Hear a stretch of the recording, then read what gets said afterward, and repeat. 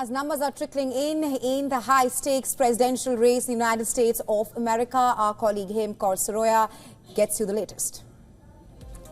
Thank you so much, Rahisha and Shivan. Of course, early leads and results are pouring in every second in the U.S. presidential election. Polls have closed in many states and are beginning to close in the election as well as voters choose whether Donald Trump or Kamala Harris will win this historic presidential race.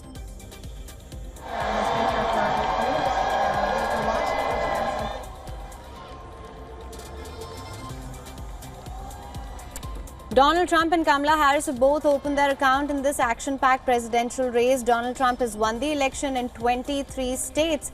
The latest ones are North Carolina, Iowa, Kansas, Utah, Montana, Missouri, Texas, and Ohio.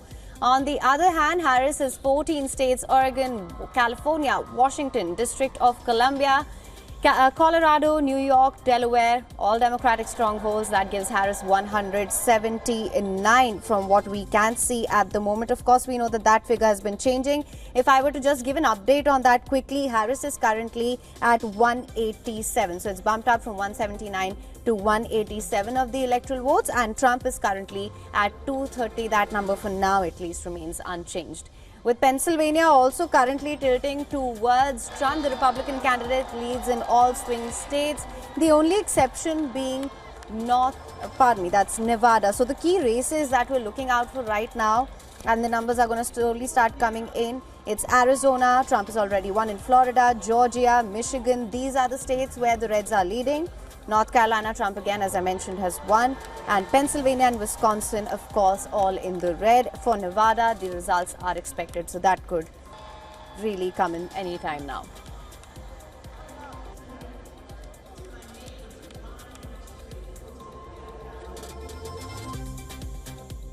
So those were the latest numbers. It is the election night in the United States. Voters choose whether Donald Trump or Kamala Harris will win the historic presidential race. Let's take a look at what experts have to say about this. Whoever wins Pennsylvania, as you said, it makes the path to winning the presidency a whole lot easier. And so Trump hasn't done himself any favors in the last week. Your viewers might have heard of his Madison Square Garden appearance earlier this week, where a comedian referred to Puerto Rico as a floating island of garbage. Democrats really seized on that comment and made a big deal out of it because there is a sizable Puerto Rican population in Pennsylvania. And in a swing state and in a place like Pennsylvania, any niche demographic matters a lot because it could take just a handful of votes to push them over the edge. Turnout is crucial. Harris is trying to generate turnout mainly through a very ambitious nationwide effort, mobilizing really millions of volunteers for door knocking, for knocking on doors, or for many hundreds of thousands of volunteers to knock on doors or to make phone calls. Trump, in contrast, has delegated that role to some political allies, Elon Musk. Which effort works out better remains to be seen. It's to be expected. These are, of course, more conservative strongholds, red states comparatively. Bernie Sanders, of course, is from Vermont, so she has that in the bag. But frankly, I have to say, if you look at the margins by which Trump is winning in these states so far, they're astronomical. To not even comparison, kind of a landslide. And I think that's very indicative of what we can be seeing for the rest of the evening. It's not what the media has been portraying, what the polls have been portraying. All right, so we've got you the latest numbers, and those were expert opinions of where this election may swing. It's back to you for now, Rahisha and Shivan. Thanks, Haim, for getting us the latest. For more on this, we are being joined live by Carolyn Prasuri from Florida, Voice of America correspondent. She's at the Trump headquarters, Mar-a-Lago in Florida. Carolyn, the first thing we need to, of course, ask you, what is the genuine vibe over there at this point? The latest that we've just heard is that North Carolina has gone the red way. Right. Well, you can hear cheers, and Yes. they'll probably erupt right behind me. And I can tell you this much. I'm going to give you a little tip here. You see the crowd behind me? They suddenly moved this way. Mm-hmm. That is the door on that side. And our information is that the former president will be appearing here within the next 15 minutes. So I think the crowd got word of that. And that's why they're kind of moving to that side of the room. Certainly if he walks in, we're going to show him to you. We'll go right to him, and then we'll see what he has to say. But as for right now, 40 more electoral votes for him to declare the presidency. We've seen Harris rising in those numbers in the last hour. But the question is, can she make it to 270? That's the magic number, right? Right, Caroline. Speaking about the numbers right now, the early trends and the wins are 313 for Trump and 212 for Harris. The margin is drawing close. Talk to us about how, with Trump winning North Carolina, he won that state in 2020 as well. That was the only battleground state that Trump won in 2020. But he also has a slim margin of leads in other swing states, debarring Nevada. Do you think that Trump is perhaps replicating his 2016 win over Clinton? Well, I think they're really almost too close to call, right? I mean, they're just so razor thin, and that's what we've always said with these polls. Of course, these early numbers had them far apart, right? And now it is closing the gap a bit, and now we're seeing where maybe those polls will play out then in the real numbers. We're still waiting for numbers. That's why I'm kind of surprised that he will be here in 15 minutes. So it'll be very interesting to hear what he has to say. And he has always said today when he voted here about 2 kilometers away, he said, I don't have a speech plan. It's going to be impromptu. It's going to be off the cuff. I don't know what I'm going to say yet. Maybe that was indicative of him not really knowing which way this race was going to go. Carolyn, we've seen this way too often in elections around the world that, when one party is in the lead or in a good lead, they can perhaps fall prey to the trap of celebrating too early. Do you find any such thing happening there at the Republican camp? Give us a sense of, are people a bit cautious even now, or what is the scene like? Let's go back 4 years, and I really say that a lot of the people here will not remember this, but 4 years ago, remember, Trump was in the lead over Biden early in the night, right? And then Biden overtook the numbers, and it was called a red mirage because the first numbers to come in are the suburban precincts, right? Those are the easiest to count because they don't have as many voters. But once the big urban areas with the larger population came in, then the numbers turned toward the Democrat, who is Joe Biden. And of course, he then became the president. Oh, hear this? Yes, we can see people cheering. Right now. You can hear, what is it, Henry? Can you see? North Carolina. You had mentioned North Carolina was already called, but the network behind us that is on the big jumbotron just called North Carolina. So that's why the cheers here. But this crowd is waiting for Pennsylvania. Pennsylvania and its 19 electoral votes. They say when that's done, we're done here. That one, Henry.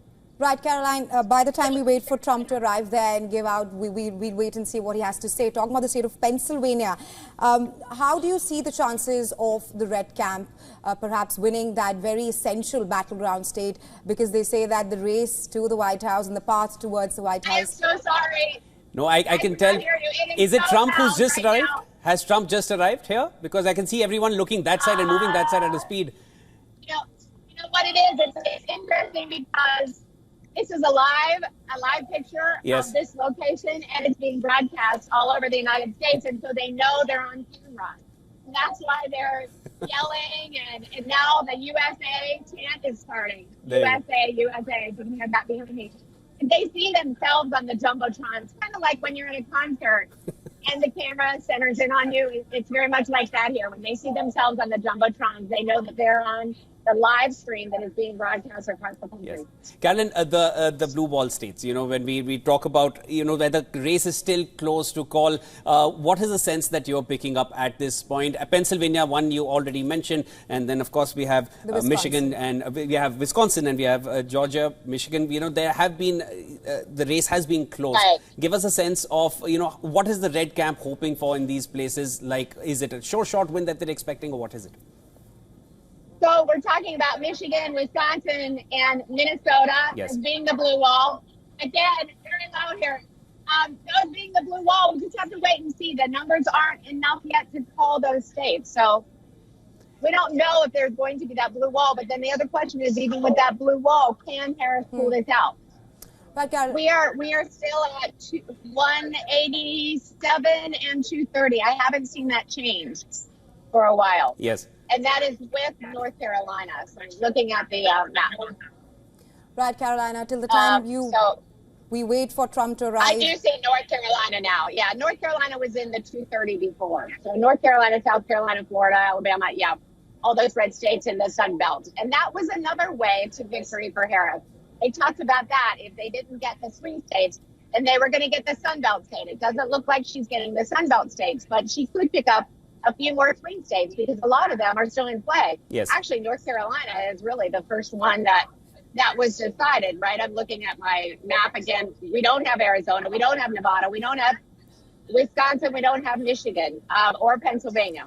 Carolyn, North Carolina. like you mentioned what happened 4 years ago, you know, like the red count increases and then the blues picked up and eventually Biden was the winner. Right. We're seeing something very similar at this point. Trump is in the lead. We have more of the red count there, but now we're seeing Harris picking up. The blue color that we see on the map is increasing gradually. The gap is reducing. At this point, last time, I think it took nearly 4 days for the Pennsylvania result to come, especially when, you know, it is such a pivotal state. What is expected at this point from Pennsylvania and, you know, as far as the camp is concerned, where you are at this point? We said all along that Pennsylvania would be late. We didn't expect any results from Pennsylvania tonight, and that's because they changed their laws. They weren't allowed to count mail-in ballots or the early votes when people went to the precincts until 7 this morning. So, you know, 83 million Americans voted early. So you can imagine how many voted early in Pennsylvania. They had to count all those during the day, in addition to all those people who went in person. So that's why it's very heavy lifting for Pennsylvania. And the same thing in Wisconsin. Wisconsin poll workers weren't allowed to start counting those early ballots until this morning. So those two we didn't expect for a while, and certainly that has been proving true when you look at the numbers.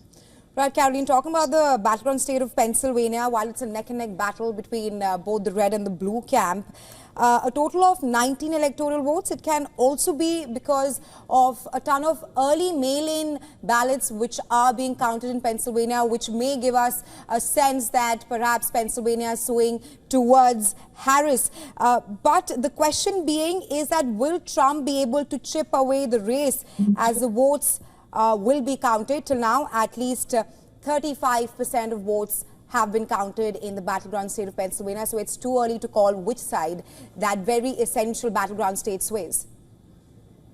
Just think about that. 35%. That is only like 1 in 3 ballots, right? So it's a long way to go. 2/3 still need to be counted in that state. So that's a lot of votes.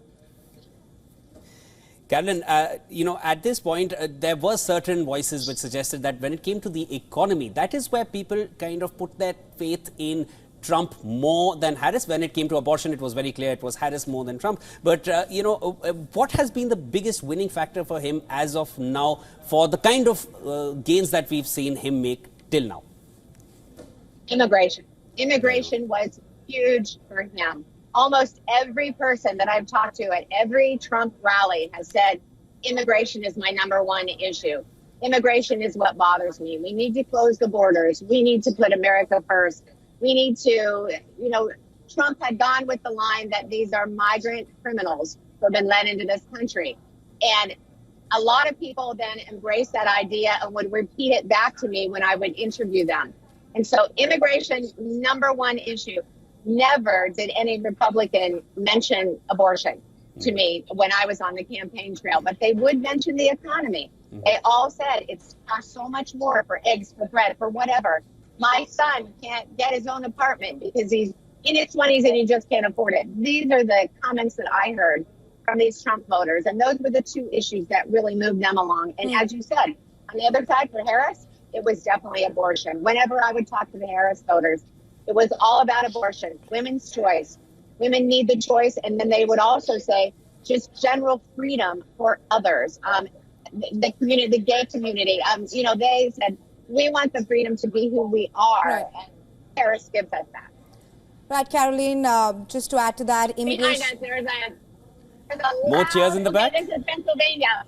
Not decided yet, but they're showing the numbers in Pennsylvania right now in the jumbo team. Right, Caroline, stay with us. For all those tuning into WION World is One, we want to give you out the lowdown of the numbers right now according to the early leads and the wins of the states accounting for the electoral votes, it's 303 for Trump compared to 222 for Harris. And well, it's 309 for Trump. That's the early leads and the wins for the red camp compared to 222. That's the early leads and the wins for the blue camp. Meanwhile, talking about the electoral votes which have been won, Harris stands at 179 and Trump at 230. So, Shivan, it is quite close a call because we are seeing the margin between the red and the blue camp only decreasing by the hour. And I believe that it will all trickle down to the 7 battleground states with Trump and the red camp winning North Carolina. Carolyn, I'll come back to you now. Of course, those are the figures that we've got. North Carolina has been the latest big development that, we've already carried earlier in the bulletin. As of now, when it comes to the security situation, of course, we remember what happened on the 6th of January, 2021. As of now, give us a sense of the security in place. The National Guard has been mobilized in several states. I think 15 states is what I remember reading up a few hours ago, unless there's been a change. What is the security situation? Is there violence expected or any kind of unrest, if not violence? I'll tell you this much. Earlier in the day, we were outside of the convention center, huge metal fencing all around us, right? And then beyond that, beyond the fencing was this area of freedom of expression area, and that was for protesters. No violence here, no arguing back and forth, just, protesting, just general protesters. In here, though, I have seen Secret Service. You can tell. Yes. You can tell when they're walking around, and I did see an increase, which made me think, okay, maybe former president is on his way. So we are seeing that a lot. Other than that, we waited in a line, say probably 90 minutes to get in. We're with the media. We were already credentialed, but it took that long for us to go through the line. We had to come in this morning at about 7 a.m. and get our equipment, what we call swept. Okay, and that's when Secret Service just looks through all the equipment that is stationed here for this event. So all of our tripods, all of our cameras, all of our lights had to be inside at 7 a.m. and we couldn't get back in until 3 p.m. So for what is that? That's 8 hours. It was here in the convention center without a soul except all these Secret Service officers looking through all the equipment. So yes, security is very tight. And let me give you this tidbit too. Yes. I interviewed the woman who was sitting behind former President Trump during the assassination attempt when he was shot in the ear. And her interview was very emotional for her, the fact that she is here. She said that she drove 14 hours to go to that rally in Butler, Pennsylvania in July. Yes. And she said, I knew I had to be here tonight. I went to 60 of his rallies. And she said, I knew I had to be here tonight to see them. Carolyn, first of all, the way you've explained your entire day to me, it almost feels as if we're there with you because you've really gone into each and every detail. And that's essentially what we're expecting to understand from you. What's the ground situation? What you just mentioned right now, Resha, she just spoke to us about the sentimental impact that it had on those who viewed the assassination attempt, who were there in person. How much do you feel that could leverage his political, his result in Pennsylvania? Well, you remember, being that it was from Pennsylvania, I hear you. But for his supporters, they always said this was God's hand on him, right? They said that's why he survived this assassination attempt. So they thought he was destined to be president. So that is the feeling that they had. A lot of people that I interviewed said that, that we understand now that this was a miracle that he wasn't killed.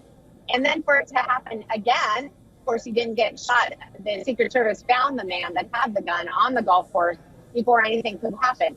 But the fact that there was a second assassination attempt on him, then that just gave them more belief that God had a hand. And so that's what they were going with their support of Donald Trump. Now we're hearing some boos. Can you hear that? There must be.